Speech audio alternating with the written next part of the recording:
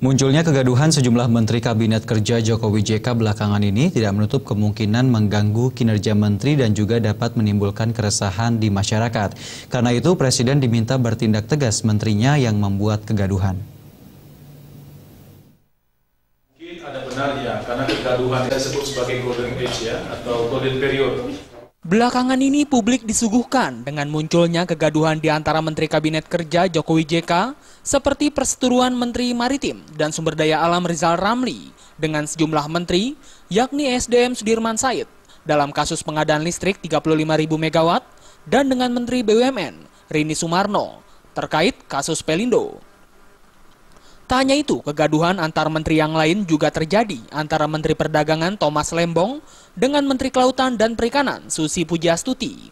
Menyoroti kegaduhan di Kabinet Kerja Jokowi JK, Sekjen Perhimpunan Kedaulatan Rakyat PKR Khalid Zabidi menilai berdasarkan pengamatannya sejauh ini, kegaduhan seringkali terjadi karena menteri yang dipilih Presiden Joko Widodo ibarat permainan sepak bola, kebanyakan berasal dari papan bawah, tapi digabungkan dengan pemain papan atas.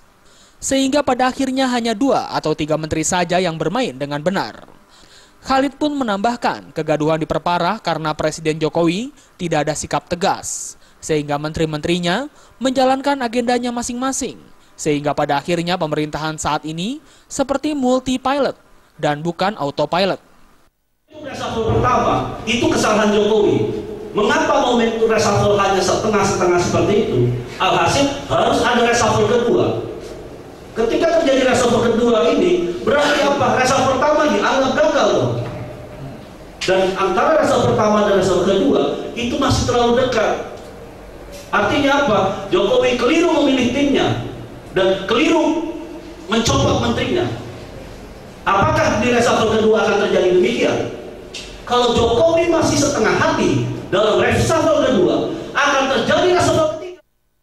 Sementara itu, pengamat sosial Universitas Paramadina Herdi Sahrazad menilai kegaduhan kabinet muncul karena ada menteri yang menjalankan tugasnya tidak sesuai nawacita yang dicanangkan Presiden Jokowi.